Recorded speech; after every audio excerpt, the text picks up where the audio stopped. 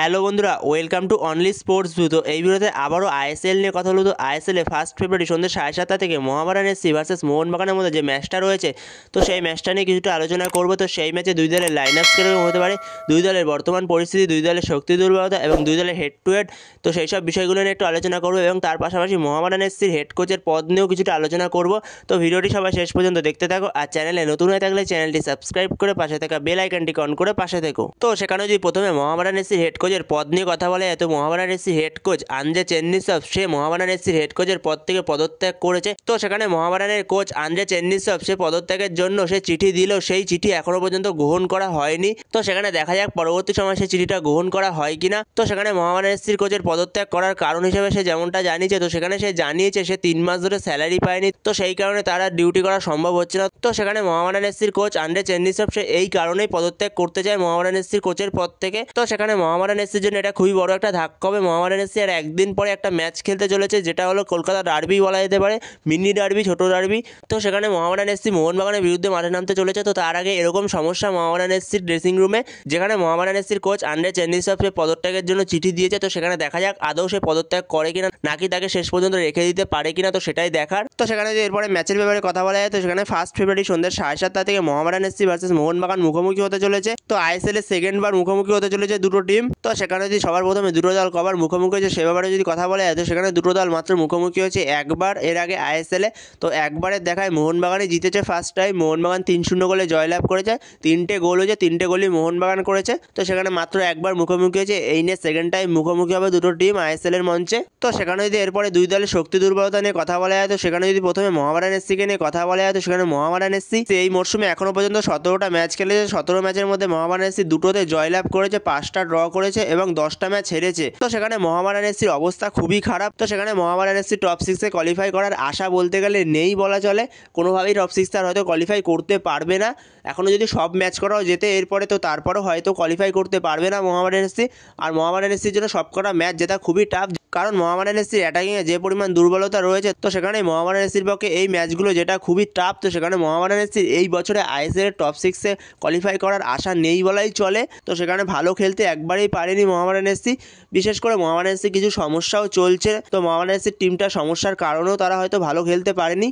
এছাড়াও মোহামেডান এফসি এই মরশুমে 17 ম্যাচে গোল করেছে 8টা এবং গোল খেয়েছে 27টা। তো সেখানে মোহামেডান এফসি 17 ম্যাচে 27টা গোল খেয়েছে ঠিক কথা, হ্যাঁ সেখানে অনেকগুলোই গোল খেয়েছে। তো সেখানে মোহামেডান এফসির ডিফেন্সে একটু প্রবলেম রয়েছে, কিন্তু মোহামেডান এফসির ডিফেন্সের থেকেও তাদের অ্যাটাকিংয়ে যথেষ্ট পরিমাণ খুবই প্রবলেম রয়েছে। তো সেখানে এটা কোনোদিনই মানা যায় না একটা টিমের কাছে 17 ম্যাচে 8টা গোল আসবে। তো সেখানে মোহামেডান এফসি কতটা পরিমাণ স্ট্রাগল করছে এটাতেই বোঝা যাচ্ছে। তো মোহামেডান এফসির জন্য এই মরশুমটা ভুলে যাওয়ার মতনই মরশুম। তো সেখানে এত কম গোল করলে কোনোদিনই সেই টিমটা ভালো ফলাফল করতে পারবে না, গোল করতে হবে। তো সেখানে একটা টিমের মধ্যে ডিফেন্ডাররা তো গোল খাবে এবং তার সঙ্গে সঙ্গে স্ট্রাইকারদেরও গোল করতে হবে, বাদবাকি টিমমেটদের গোল করতে হবে।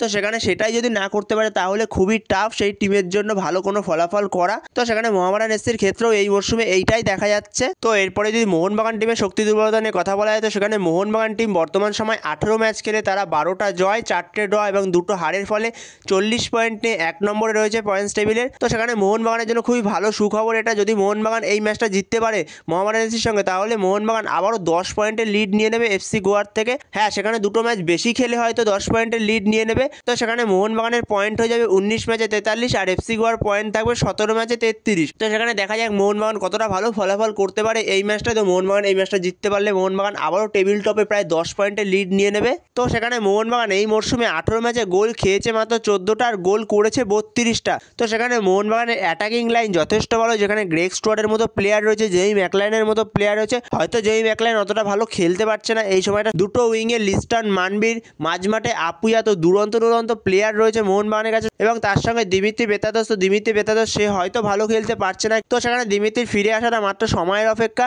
তো সেখানে যদি মোহনবাগানের ডিফেন্স, তো সেখানে মোহনবাগানের ডিফেন্স দুর্দান্ত এই মরশুমে অনবদ্য। তো সেখানে এই মরশুমে আইএসএল এর এখনো পর্যন্ত সেরা ডিফেন্স মোহনবাগানের।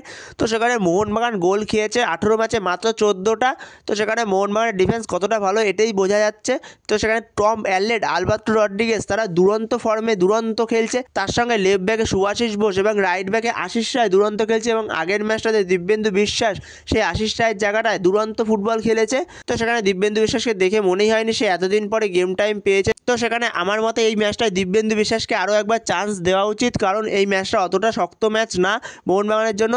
মোটামুটি মোহনবাগানের জন্য সহজ ম্যাচই হবে, কারণ মোহামেডানের থেকে খুব একটা অ্যাটাক আসবে না। তো সেখানে যদি ব্যাঙ্গালোরের মতো টিমের সঙ্গে যদি দিব্যেন্দু বিশ্বাস অত ভালো খেলতে পারে, তো সেখানে মোহামেডান এসির বিরুদ্ধে আই থিঙ্ক চান্স দেওয়া উচিত দিব্যেন্দু বিশ্বাসকে আশিস রায়ের জায়গাটায়। আশিস রায়কে পরে নিয়ে আসুক, আশিস রায়কে সেকেন্ড হাফে পরবর্তী সময় নিয়ে আসুক। দিব্যেন্দু বিশ্বাসকে দিয়ে স্টার্ট করানোটা মনে হয় উচিত এই ম্যাচটায় মলিনার। দিব্যেন্দু বিশ্বাসকে চান্স দেওয়া উচিত, যেহেতু সে আগের ম্যাচটা অতটা ভালো খেলেছে, তো সেই কারণে তাকে এই ম্যাচটায় চান্স দেওয়া উচিত। তো তোমাদের কি মনে হয় এই বিষয়ে অবশ্যই জানিও। তো এরপরে যদি দুই দলের লাইন আপস নিয়ে কথা বলা যায়, তো সেখানে যদি প্রথমে মোহামেডান এসির লাইন আপস নিয়ে কথা বলা যায়, তো সেখানে মোহামেডান এসি মোহনবাগানের বিরুদ্ধে 4-3-3 ফরমেশনে যেতে পারে, যেখানে গোলে স্টার্ট করবে পাদান ছেত্রী, আর যেখানে লেফট ব্যাক স্টার্ট করবে মোহাম্মদ জেসিম, আর রাইট ব্যাক স্টার্ট করবে ভান্ডাল জুডিকা, আর দুজন মেন সেন্টার ব্যাক, একজন জো আর একজন হলো গৌরব বোরা, আর মাঝমাঠে তিনজন ক্যাসিমাভের সঙ্গে মোহাম্মদ ইরশাদ এবং ইরশাদের পাশাপাশি অ্যালেক্সিস গোমেজ, আর দুদিকের উইং থেকে লেফট উইং থেকে বিকাশ সিং, রাইট উইং থেকে ফানাই, আর ওপরে একজন স্ট্রাইকার হলো ফ্র্যাঙ্কা।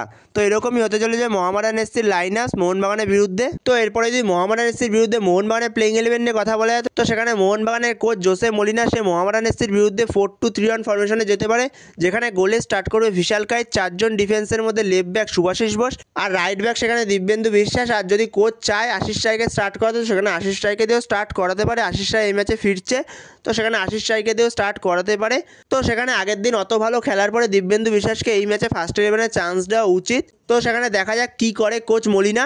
আর দুজন মেন সেন্টার ব্যাক, একজন আলবার্তো রড্রিগেজ আর একজন টম অ্যাললেট, আর মাঝমাঠে দুজন দীপক তাংড়ির সঙ্গে আপুয়া, আর দুদিকে উইং থেকে লেফট উইং থেকে লিস্টন ক্লস, রাইট উইং থেকে মনবীর সিং, আর সেখানে নম্বর 10 রোলে অ্যাটাকিং মিডফিল্ডে সেখানে গ্রেগ স্টুয়ার্ট, এবং গ্রেগ স্টুয়ার্টের জায়গায় এই ম্যাচে দিমিত্রি পেত্রাদোসকে দিয়েও স্টার্ট করাতে পারে মলিনা। তো সেখানে দিমিত্রি পেত্রাদোসকে আরও একবার চান্স দিতে পারে ফার্স্ট 11-এ তার ফর্মটা ফিরে পাওয়ার জন্য। তো সেখানে দিমিত্রি পেত্রাদোসও স্টার্ট করতে পারে এই ম্যাচটায়। তো সেখানে যদি দিমিত্রি পেত্রাদোস ম্যাচটা খেলে কনফিডেন্স পায়, তো সেখানে দিমিত্রি পেত্রাদোসকে দিয়ে ওইখানটা স্টার্ট করাতে পারে মলিনা। তো সেখানে দেখা যাক কি হয়। আশা করি গ্রেগ স্টুয়ার্টকে দিয়ে হয়তো স্টার্ট করাবে, কিন্তু দিমিত্রি পেত্রাদোসকে দিয়ে স্টার্ট করাতে পারে। দিমিত্রি পেত্রাদোসকে এই ম্যাচটা চান্স দেওয়া উচিত। আর ওপরে একজন স্ট্রাইকার জেমি ম্যাকলারেন, আর সেখানে জেসন কামিন্সও স্টার্ট করতে পারে। তো সেখানে মনে হয় না জেসন কামিন্স স্টার্ট করবে, জেমি ম্যাকলারেনকে দিয়ে স্টার্ট করাবে। তো সেখানে মোহামেডান এসির বিরুদ্ধে এরকমই প্লেইং 11-এ নামতে পারে কোচ মলিনা। তো বন্ধুরা, তোমাদের কাছে কীরকম লাগলো এই প্লেইং 11টা? তো তোমাদের কাছে এই বিষয়ে কোনো মতামত থাকলে অবশ্যই কমেন্টে জানিও, এবং তোমাদেরও কোনো প্লেইং 11 থাকলে সেটাও কমেন্টে জানিও। তো এই ভিডিওতে এই পর্যন্তই। তো এই ভিডিওতে এই আপডেটগুলো নিয়ে আলোচনা করার ছিল। তো ভিডিওটি ভালো লাগলে অবশ্যই লাইক, শেয়ার, সাবস্ক্রাইব করতে ভুলো না। তো নেক্সট ভিডিওতে দেখা হচ্ছে, ততক্ষণের জন্য বাই বাই।